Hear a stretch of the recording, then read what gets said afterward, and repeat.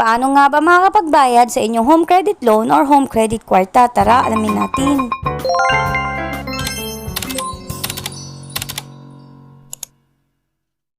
So, ang una ay pumunta muna kayo sa inyong home credit app. Tapos, makikita nyo na agad dito yung account number ninyo. Need nyo i-copy yan or isulat nyo na lang sa papel. Tapos, pumunta na kayo agad sa inyong GCash. Tapos, need nyo na pindutin itong bills. Pagka-click nyo yan, is ganito yung lalabas. So, as you can see, meron na ako dito sa taas na automatic na home credit bill. So, para sa inyong mga wala pa, ay need nyo i-click itong search biller. Ang itatype nyo dyan ay home credit kasi nga yun yung need nyong bayaran. Kapag na-type nyo na agad yung home credit is lalabas na rin agad siya dyan.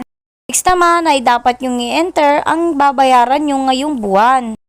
Next naman ay contract number. Ito yung kinopya natin na account number. Dito nyo siya need ilagay.